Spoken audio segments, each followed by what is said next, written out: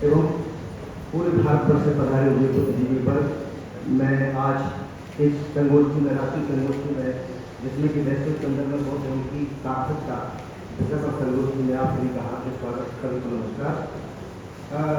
मेरा भगवान समाज बुद्ध के सिद्धांतों की प्रासंगिकता, ये मेरा टॉपिक है। क्योंकि जैसा बोला गया है, मैं संक्षेप में अपनी बात रखने का प्रयास कर रहा हूँ। बुद्ध ने जो आज 4-8 सत्यों की बात की और पूरी दुनिया ने जिन्हें माना उनमें दुख पैदा करते हैं। सांसारिक जीवन के दुख, तकलीफ और समस्याओं से बढ़कर कोई सत्य नहीं है।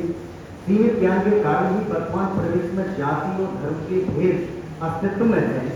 बुद्ध ने पाखंड और आडंबर से मानवता को मुक्त किया। बुद्ध ही भारत में पहले व्यक्ति थे जिन्होंने जाति की विषमता और अस्पृश्यता के विरुद्ध प्रबल अभियान शुरू किया था।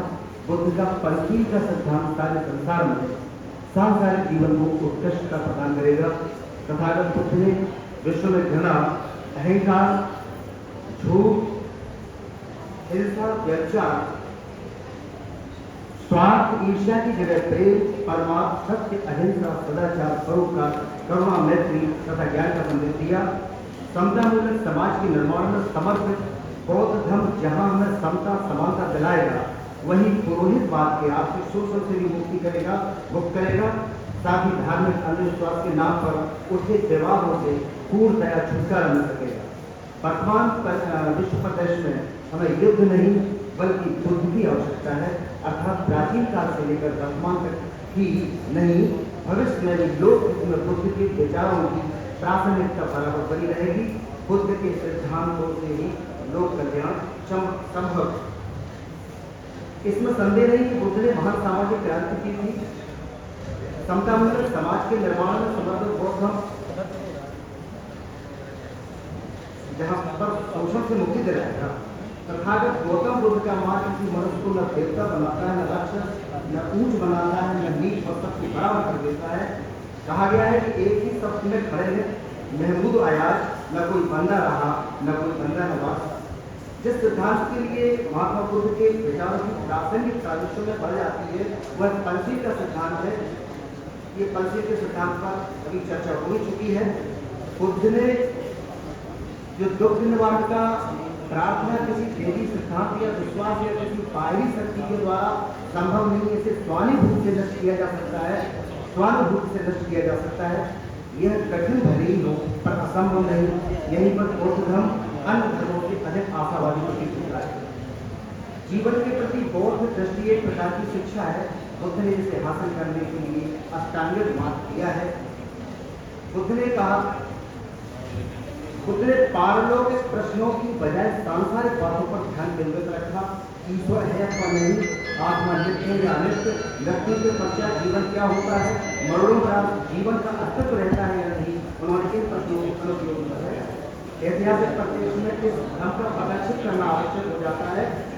बुद्ध ने विष्णु के अवतारा, कह रविदास का काम मारा, शील वर्ष मोह विनाशी, भई सुधावक सुखदासी।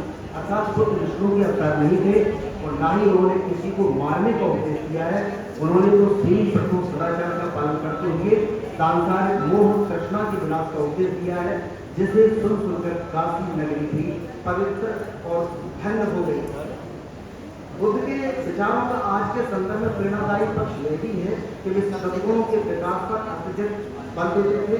उन्होंने अपने अनुयायियों को जो आचरण संहिता जो बताई है उसमें कष्टों को सहने की ताकत अनुसार से जीवन को अत्यधिक महत्व दिया गया है। उदाहरण के लिए उन्होंने अहंकार को बहुत बड़ा अवगुण माना है। अतः हमें अहम में से आप हटाना ही होगा। हम सही मायने में समता, स्वतंत्रता, बंधुता और न्याय की संकल्पना को साकार रूप प्रदान कर विश्व का मार्ग प्रशस्ति में सफल हो सकते हैं। बुद्ध का कर्मवादी सिद्धांत वर्तमान विश्व में काफी महत्व रखता है। दरअसल आज जिस तरह व्यक्ति भाग्यवाद तथा तरह तरह के आडंबरों और कर्मकांडों में जकड़ता जा रहा है, ऐसे में कर्मवादी सिद्धांतों में मानव कल्याण को जोड़कर समाज को टारगेट बनाने का कार्य साधन हो सकता है। बुद्ध के प्रति चलिए धन्यवाद। नमस्कार सर, मैं केवल इतनी बात रखूंगा कहा जा सकता है कि आदर्शवादी मूल्यों के उद्घोषक के भारत में अमानवीय यातनाओं, वर्णगत अथवा जातिगत तुच्छता एवं निम्नता, झूठे अहंकार, पाखंड, अंधविश्वास तथा निकट मान्यताओं से परे मानवीय मूल्यों को प्रतिस्थापित कर सम्यकता प्रतिबिंबित करने हेतु सामाजिक परिवर्तन अथवा समता मूल्य समाज की स्थापना, साथ ही वैज्ञानिक दृष्टिकोण विकसित कर वैज्ञानिक सोच की समृद्धि और अखंड भारत के निर्माण में बुद्ध के सिद्धांतों की नैतिक आवश्यकता है। यदि हम बुद्ध के विचारों को वर्तमान परिप्रेक्ष्य में स्वीकार करें तो हमारे जीवन और समाज की समस्याओं का एक समुचित हल निकाला जा सकता है। बहुत बहुत धन्यवाद।